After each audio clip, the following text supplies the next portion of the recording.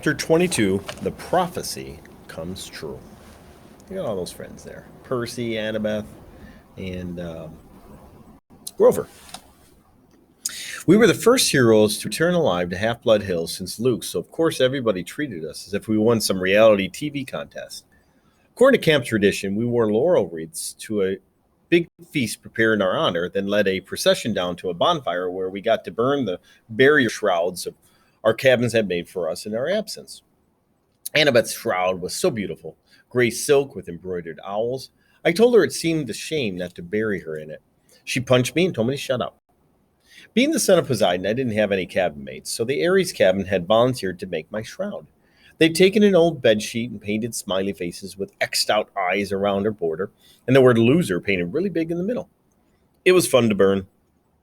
As Apollo's cabin led the sing-along and passed out s'mores, I was surrounded by my old Hermes cabin mates, Annabeth's friends from Athena, and Grover's satyr buddies, who were admiring the brand new searcher's license he received from the Council of Cloven Elders.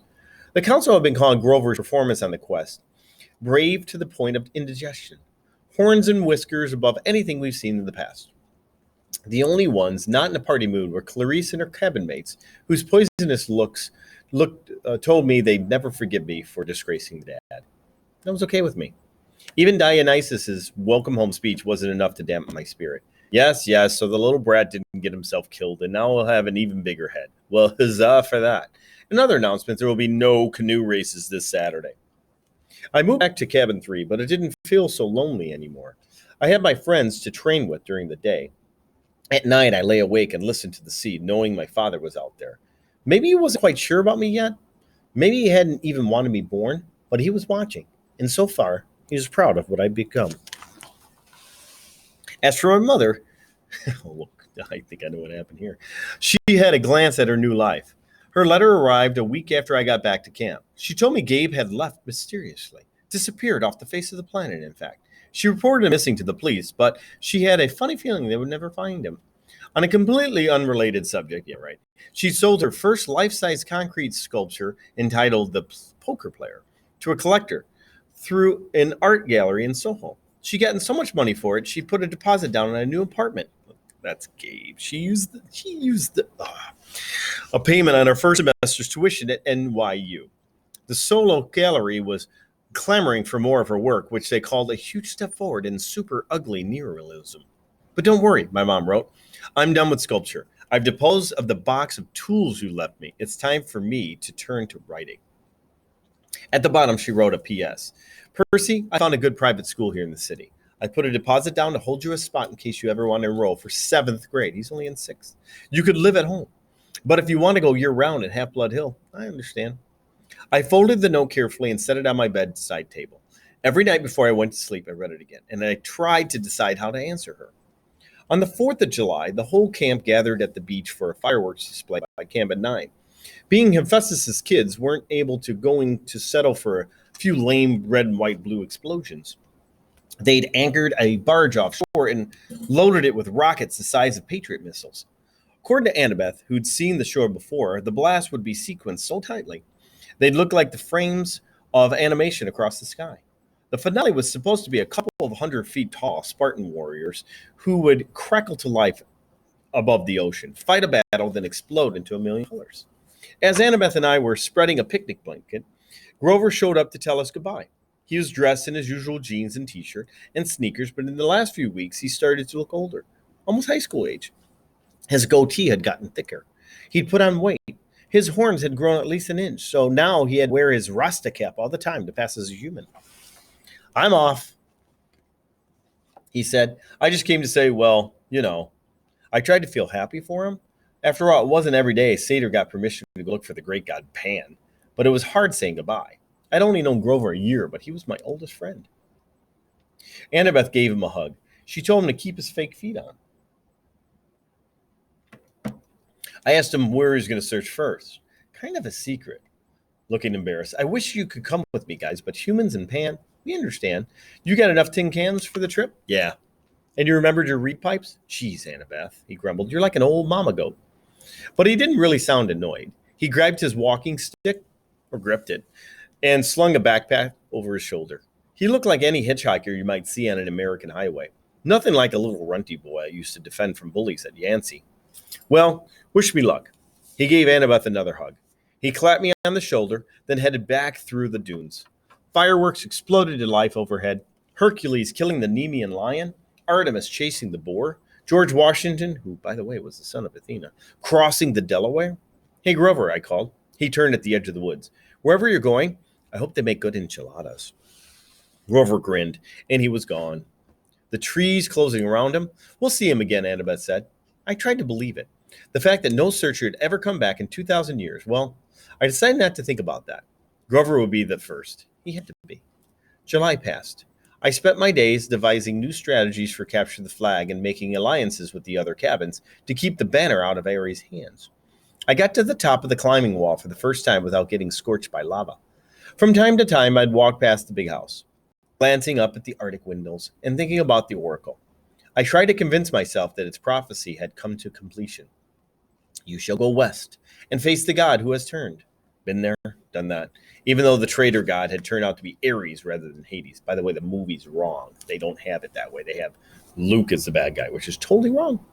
You shall find what was stolen and see it safely return. Check. One master bolt delivered, one helm of darkness back on Hades' oily head. You shall be betrayed by one who calls you a friend. This line still bothered me. Ares had pretended to be my friend, then betrayed me. That must be what the oracle meant. And you shall fail to save what matters most in the end. I had failed to save my mom, but only because I'd let her save herself, and I knew that was the right thing. So why was I still uneasy?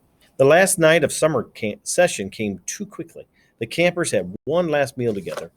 Cool. Oh, fireworks. Cool. We burned part of our dinner to the gods. At the bonfire, the senior council was awarded the end of the summer beads. I got my own leather necklace, and when I saw the bead for my first summer, I was glad the firelight covered my blushing. The design was pitch black, and a sea green trident shimmered in the center. The choice was unanimous, Luke announced. The bead commemorates the first son of the sea god at the camp, and the quest he undertook at the darkest part of the underworld to stop war. The entire camp got to their feet and cheered. Even Ares' cabin felt obliged to stand. Athena's cabin steered Annabeth to the front so she could share in the applause. I'm not sure I'd ever felt as happy or sad as I did at that moment. I'd finally found a family, people who cared about me and thought I'd done something right. And in the morning, most of them would be leaving for the year. The next morning, I found a form letter on my bedside table. I knew Dionysus must have filled it out because he stubbornly insisted on getting my name wrong. Dear Peter Johnson? Perseus Jackson. If you intend to stay at Camp Half-Blood year-round, you must inform the big house by noon today. If you do not announce your intentions, we will assume you have vacated your cabin or died a horrible death. Cleaning harpies will begin work at sundown. They will be authorized to eat any unregistered campers. All personal articles behind will be incinerated in the lava pit. Have a nice day, Mr. D. Dionysus, Camp Director, Olympian Council, number 12. That's another thing about ADHD. Deadlines just aren't real to me until I'm staring one in the face. Summer was over, and I still hadn't answered my mother or the camp about whether I'd be staying. Now I only had a few hours to decide. A decision should have been easy. 9 months of hero training or sitting in a classroom. Duh. But there was my mom to consider. For the first time, I had the chance to live with her in a whole year without Gabe. I had a chance to be home and knock around in the city in my free time. I remember what Annabeth had said such a long time ago on our quest. The real world is where monsters are. That's where you learn whether you're good or not. I thought about the fate of Thalia, daughter of Zeus. I wondered how many monsters would attack me if I left Half-Blood Hill. If I stayed in one place for a whole school year without Chiron or my friends around to help me, would my mother and I even survive until the next summer? That was assuming the spelling test and 5-paragraph essays didn't kill me. I decided I'd go down to the arena and do some sword practice. Maybe that would clear my head. The campgrounds were mostly deserted, shivering in the August heat. All the campers were in their cabins packing up or running around with brooms and mops getting ready for their final inspection. Argus was helping some kind of the Aphrodite kids haul their Gucci suitcases and makeup kits over the hill. where the camp shuttle bus would be waiting to take them to the airport. Don't think about leaving yet, I told myself. Just train. I got to the sword fighters arena and found that Luke had the same idea. His gym bag was plopped at the edge of the stage. He was working solo, wheeling on battling dummies with sword I've never seen before. It must have been a regular steel blade because he was slashing the dummies' heads right off, stabbing through their straw-stuffed guts. His orange counselor shirt was dripping with sweat. His expression was so intense, his life might have been really in danger. I watched, fascinated, as he disemboweled the whole row of dummies, hacking off limbs and basically reducing them to a pile of straw and armors. They were only dummies, but I still couldn't help being awed by Luke's skill. The guy was an incredible fighter. It made me wonder again how he possibly could have failed at his quest. Finally, he saw me and stopped mid-swing. Percy? Sorry, I said, embarrassed. It's okay, he said, lowering his sword. Just doing some last-minute practice. Those dummies won't be bothering anybody anymore. Luke shrugged. We build new ones every summer. Now that his sword wasn't whirling around, I could see something odd about it. The blade was two different types of metal. One edge bronze, the other steel. Luke noticed me looking at it. Oh, this? New toy. This is Backbiter. Backbiter? Luke turned the blade into the light so it glinted wickedly. One side is celestial bronze. The other is tempered steel. Works on mortals and immortals both. I thought about Chiron had told me when I started my quest, that a hero should never harm mortals unless absolutely necessary. I didn't know they could make weapons like that. They probably can't, Luke agreed. It's one of a kind. He gave me a tiny smile, then slid the sword into a scabbard. Listen, I was going to come looking for you. What do you say we go down to the woods one last time, look for something to fight? I don't know why I hesitated. I should have felt relieved that Luke was being so friendly. Ever since I've gotten back from the quest, he'd been acting like a little distant. I was afraid he might resent me for all the attention I've gotten. You think it's a good idea? I asked. Come on. He rummaged in his gym bag and pulled out a 6-pack of Cokes. Drinks on me. I stared at the Cokes, wondering where the heck he gotten them. There were no regular mortal sodas at the camp store. No way to smuggle them in unless you talked to a satyr, maybe. Of course, the magic dinner goblet would fill it with anything you want, but it just didn't taste the same as real Coke straight out of the can. Sugar and caffeine. My willpower crumbled. Sure, I decided, why not? We walked down to the woods and kicked around for some kind of monster to fight, but it was too hot. All the monsters with any sense must have been taking siestas in their nice, cool caves. We found a shady spot by the creek where I'd broken Clarice's spear during my first capture the flag game. We sat on a big rock, drank our Cokes, and watched the sunlight in the woods. After a while, Luke said, You miss being on a quest? With monsters attacking me every 3 feet? Are you kidding? Luke raised an eyebrow. Yeah, I miss it, I admitted. You? A shadow passed over his face. I was used to hearing from the girls how good-looking Luke was, but at this moment he looked weary and angry, and not at all handsome. His blonde hair was gray in the sunlight. The scar on his face looked deeper than usual. I could imagine him as an old man. I've lived at Half-Blood Hill year-round since I was 14, he told me. Ever since Thalia, I trained and trained and trained. I never got to be a normal teenager out there in the real world. Then they throw me one quest, and when I come back, it was like, okay, ride's over, have a nice life. He crumbled his Coke can and threw it into the creek, which really shocked me. One of the first things you learn at Camp Half-Blood is don't litter. You'll hear from the nymphs and the naiads. They'll get even. You'll crawl into bed one night and find your sheets filled with centipedes and mud. The heck with laurel wreaths, Luke said. I'm not going to end up like those dusty trophies in the big house attic. You make it sound like you're leaving. Luke gave me a twisted smile. Oh, I'm leaving, all right, Percy. I brought you down here to say goodbye. He snapped his fingers. A small fire burned a hole in the ground at my feet. Out crawled something glistening, black, about the size of my hand. A scorpion. I started going for my pen. I wouldn't, Luke cautioned. Pit scorpions can jump up to 15 feet. Its stinger can pierce right through your clothes. You'll be dead in 60 seconds. Luke, what? Then it hit me. You will be betrayed by one who calls you a friend. You, I said. He stood calmly and brushed off his jeans. The scorpions paid him no attention. It kept its beady black eyes on me, clapping its pinchers as it crawled into my shoe. I saw a lot out there in the world, Percy, Luke said. Didn't you feel it? The darkness gathering, the monsters growing stronger. Didn't you realize how useless it all is? All the heroics being pawned to the gods, they should have been overthrown thousands of years ago. But they've hung on, thanks to us half-bloods. I couldn't believe this was happening. Luke, you're talking about our parents, I said. He laughed. That's supposed to make me love them? Their precious Western civilization is a disease, Percy. It's killing the world. The only way to stop it is to burn it to the ground, start over with something more honest. You're as crazy as Ares. His eyes flared. Ares is a fool. He never realized the true master he was serving. If I had time, Percy, I could explain, but I'm afraid you won't live that long. The scorpion crawled onto my pants legs. There had to be a way out of this. I needed time to think. Cronus, I said, that's who you serve. The air got colder. You should be careful with names, Luke warned. Cronus got you to steal the master boat and the helm. He spoke to you in your dreams. Luke's eye twitched. He spoke to you too, Percy. You should have listened. He's brainwashing you, Luke. You're wrong. He showed me that my talents are being wasted. You know what my quest was 2 years ago, Percy? My father, Hermes, wanted me to steal a golden apple from the garden of Hesperus and return it to Olympus. After all the training I've done, that was the best he could think of? That's not an easy question, I said. Hercules did it. Exactly, Luke said. Where's the glory in repeating what others have done? All the gods know how to do is replay their past.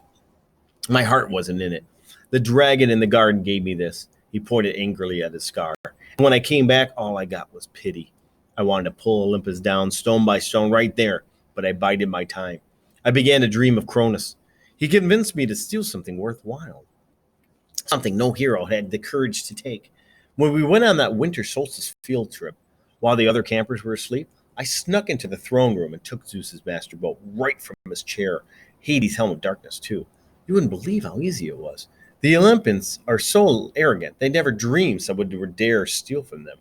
Their security is horrible. I was halfway across New Jersey before I heard the storms rumbling, and I knew they discovered my theft. The scorpion was sitting on my knee now, staring at me with its glittering eyes.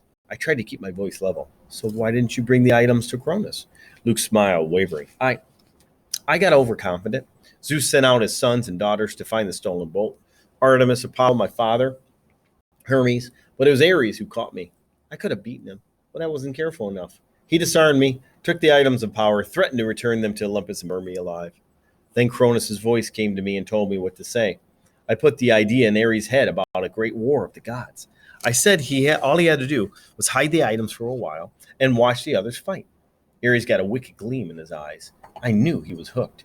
He let me go, and I returned to Olympus before anyone noticed my absence. Luke drew his new sword. He ran his thumb down the flat of the blade, as if I were hypnotized by its beauty. Afterward, the Lord of the Titans, he punished me with nightmares. I swore not to fail again. Back at Camp Half-Blood, in my dreams, I was told that a second hero would arrive, one that could be tricked into taking the boat and the helm the rest of the way, from Ares down to Tartarus. You summoned the Hellhound that night in the forest. We had to make Chiron think the camp wasn't safe for you, so he would start you on your quest. We had to confirm his fears that Hades was after you. It worked. The flying shoes were cursed. They were supposed to drag me and the backpack into Tartarus, and they would have if you'd been wearing them, but you gave them to the satyr, which wasn't part of the plan. Grover messes everything up he touches. He even confused the curse. Luke looked down at the scorpion, which was now sitting on my thigh. You should have died in Tartarus, Percy, but don't worry. I'll leave you with my little friend to set things right. Thalia gave her life to save you, I said, gritting my teeth, and this is how you repay her? Don't speak of Thalia, he shouted. The gods let her die. That's one of the many things they will pay for. You're being used, Luke. You and Ares both. Don't listen to Cronus. I've been used? Luke's voice turned shrill. Look at yourself. What has your dad ever done for you? Cronus will rise. You've only delayed his plans. He will cast the Olympus into Tartarus and drive humanity back into their caves, all except the strongest, the ones who serve him. Call off the bug, I said. If you're so strong, fight me yourself. Luke smiled. Nice try, Percy, but I'm not Ares. You can't beat me. My lord is waiting, and he's got plenty of quests for me to undertake. Luke. Goodbye, Percy. This is the new golden age coming. You won't be part of it. He slashed his sword in an arc and disappeared in a ripple of darkness. The scorpion lunged. I swatted it away with my hand and uncapped my sword. The thing jumped at me, and I cut it in half midair. I was about to congratulate myself until I looked down at my hand. My palm had a huge red welt, oozing and smoking with yellow guck. The thing had got me after all. My ears pounded. My vision went foggy. The water, I thought. It healed me before. I stumbled through the creek and submerged my hand, but nothing seemed to happen. The poison was too strong. My vision was getting dark, and I could barely stand up. 60 seconds, Luke had told me. I had to get back to camp. If I collapse out here, my body would be dinner for a monster. Nobody would ever know what happened. My legs felt like lead. My forehead was burning. I stumbled toward camp, and the nymphs stirred from their trees. Help, I croaked. Please. Two of them took my arms, pulling me along. I remember Master making it to the clearing, a counselor shouting for help, a centaur blowing a conch horn. Then everything went black. I awoke with drinking straw from my mouth. I was sipping something that tasted like liquid chocolate chip cookies. Nectar. I opened my eyes. I was propped up in a bed in the sick room of a big house, my right hand bandaged like a club. Argus stood guarded in the corner. Annabeth sat next to me, holding my nectar glass and dabbing a washcloth on my forehead. Here we go again, I said. You idiot, Annabeth said, which is how I knew she was overjoyed to see me conscious. You were green and turning gray when we found you. If it weren't for Chiron's healing, now, Chiron's voice said, Percy deserves some of the credit. He was sitting near the foot of my bed, in human form, which is why I hadn't noticed him yet. His lower half was magically compacted into the wheelchair, his upper half dressed in a coat and tie. He smiled, but his face looked weary and pale, the way it did when he'd been up all night grading Latin papers. How are you feeling, he asked. Like my insides had been frozen, then microwaved? Apt, considering that was pit scorpion venom. Now you must tell me, if you can, exactly what happened. Between sips of nectar, I told him the story. The room was quiet for a while. I can't believe that Luke... Annabeth's voice faltered. Her expression turned angry and said, Yes, I can believe it. May the gods curse him. He was never the same after the quest. This must be reported to Olympus, Chiron murmured. I will go at once. Luke's out there, all right. I have to go after him. Chiron shook his head. No, Percy. The gods won't even talk about Cronus, I snapped. Zeus declared the matter closed. Percy, I know this is hard, but you must not rush out for vengeance. You aren't ready. I didn't like it, but part of me suspected Chiron was right. One look at my hand, and I knew I wasn't going to be sword fighting anytime soon. Chiron, your prophecy from the Oracle? It was about Cronus, wasn't it? What, was I in it, Aunt Annabeth? Chiron glanced nervously at the ceiling. Percy, it isn't my place. You've been ordered not to talk about it, haven't you? His eyes were sympathetic but set. You will be a great hero, child. I will do my best to prepare you. But if I'm right about the path ahead of you... Thunder boomed overhead, rattling the windows. All right, Chiron shouted. Fine. He sighed in frustration. The gods have their reasons, Percy. Knowing too much of your future is never a good thing. We can't just sit back and do nothing, I said. We will not sit back, Chiron promised, but you must be careful. Cronus wants you to come unraveled. He wants your life disrupted, your thoughts clouded with fear and anger. Do not give him what he wants. Train patiently. Your time will come. Assuming I live that long, Chiron put his hand on my ankle. You'll have to trust me, Percy. You will live. But first you must decide your path for the coming year. I cannot tell you the right choice. I got the feeling that he had a very definite opinion, and it was taking all his willpower not to advise me. But you must decide whether to stay at Camp Half-Blood year-round or return to the mortal world for 7th grade and be a summer camper. Think on that. When I got back from Olympus, you must tell me your decision. I wanted to protest. I wanted to ask him more questions, but his expression told me there could be no more discussion. He had said as much as he could. I'll be back as soon as I can, Chiron promised. Argus will watch over you. He glanced at Annabeth. Oh, and my dear, whenever you're ready, they're here. Who's here? I asked. Nobody answered. Chiron rolled himself out of the room. I heard the wheels of the chair clunk carefully down the front steps 2 at a time. Annabeth studied the ice in my drink. What's wrong? I asked her. Nothing. She set the glass on the table. I just took your advice about something. You need anything? Yeah, help me up. I want to go outside. Percy, that's not a good idea. I slid my legs out of bed. Annabeth caught me before I could crumble to the floor. A wave of nausea rolled over me. Annabeth said, I told you I'm fine, I insisted. I didn't want to lie in bed like an invalid while Luke was out there planning to destroy the Western world. I managed to step forward, then another, still leaning heavily on Annabeth. Argus followed us outside, but he kept his distance. By the time we reached the porch, my face was beaded with sweat. My stomach had twisted into knots, but I had managed to make it all the way to the railing. It was dusk. The camp looked completely deserted. The cabins were dark and the volleyball pit silent. No canoes cut the surface of the lake. Beyond the woods and the strawberry fields, the Long Island Sound glittered in the last light of the sun. What are you going to do? Annabeth asked me. It's a nice little picture, just on 2 pages. I wonder who that is.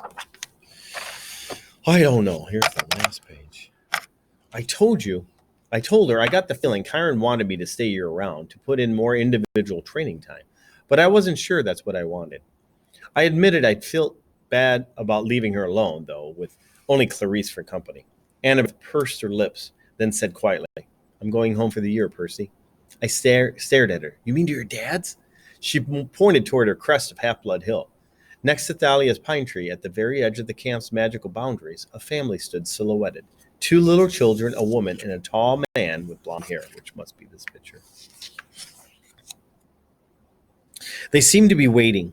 The man was holding a backpack that looked like the one that Annabeth had gotten from the Waterland in Denver. I wrote him a letter when we got back, Annabeth said, just like you suggested. I told him I was sorry. I'd come home from the school year if he still wanted me. He wrote back immediately. We decided we'd give it another try. That took guts. She shrugged. You won't try anything stupid during the school year, will you? At least not without sending me an Iris message? I managed a smile. I won't go looking for trouble. I usually don't have to. When I got back next summer, she said, we'll hunt down Luke. We'll ask for a quest, but if we don't get approval, we'll sneak off and do it anyway. Agreed? Sounds like a plan worthy of Athena. She held out her hand. I shook it. Take care, seaweed brain, Annabeth told me. Keep your eyes open. You too, wise girl. I watched her walk up the hill and join her family. She gave her father an awkward hug and looked back at the valley one last time. She touched Thalia's pine tree, then allowed herself to be led over the crest into the mortal world. For the first time at camp, I felt truly alone. I looked out at the Long Island Sound, and I remembered my father saying the sea does not like to be restrained. I made my decision. I wondered if Poseidon were watching. Would he approve of my choice? I'll be back next summer, I promised him. I'll survive until then. After all, I am your son. I asked Argus to take me down to cabin 3 so I could pack my bags for home. For home? He's going home. Here's a little picture of him going up to there. Here are some other books. The next one's called The Sea of Monsters. The Titan's Curse, The Battle of Olympia, The Last Olympian. That's the first 5. And then there's a graphic novels. The Kane Chronicles as well. Now here's the next part. The Heroes of Olympus. The Lost Hero, The Son of Neptune, Mark of Athena, House of Hades, Blood of Olympus. And then there's Magnus. There's a lot of other books. Wow. I think that's about it. Yep. Here's a picture of when he flew. There's a Lotus Casino in Vegas. And DOA records. There's Denver, Waterland. All the way back here's Medusa. And in the beginning, I think there's some pictures too. Yep. Kind of goes over all the different things that you see when you're reading it. That's Camp Half-Blood. It's pretty cool. Hopefully you enjoyed the book of The Lightning Thief.